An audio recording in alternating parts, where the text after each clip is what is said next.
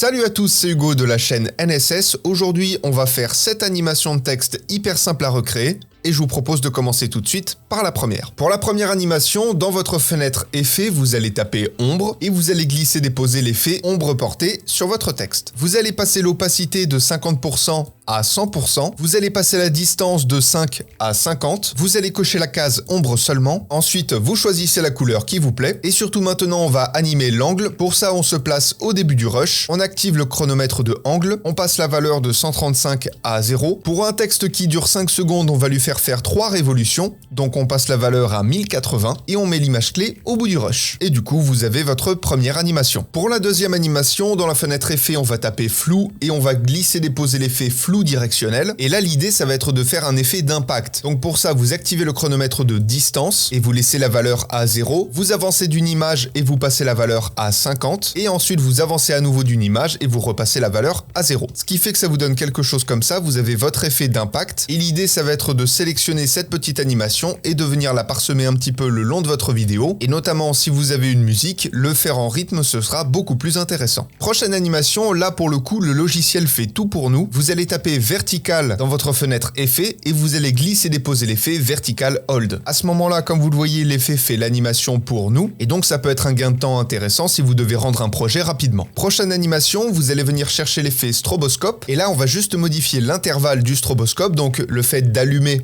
entre guillemets ou d'éteindre le texte. On va passer la durée en secondes de 0,5 à 0,05 et la période en secondes, on va la passer de 1 à 0,2. Et bien évidemment, n'oubliez pas de modifier la couleur de votre texte en fonction encore une fois de la couleur qui vous plaît. Pour ma part, je vais mettre noir et comme vous le voyez, on a notre animation, on a notre texte qui clignote. C'est une animation intéressante. Ensuite, dans votre fenêtre effet, vous allez venir taper sphérisation et là, on va faire une animation très simple. Vous allez placer votre tête de lecture au début du rush. Vous allez activer le chronomètre de rayon et passer la valeur de 0 à 300 par exemple. Alors bien évidemment, vous adaptez selon la taille de votre texte. Vous avancez un petit peu et vous passez la valeur à 500. Et du coup, ça vous fait une animation de fisheye dégressive. Pour le coup, c'est une animation que j'aime bien. Je sais pas pourquoi, je trouve que ça fait un peu comics. Prochaine animation, dans votre fenêtre effet, vous allez venir chercher l'effet décalage. Vous vous placez au début du texte, vous activez le chronomètre de décalé vert. Vous avancez un petit peu et là, pour un rush de 5 secondes, on va rentrer une valeur assez extrême.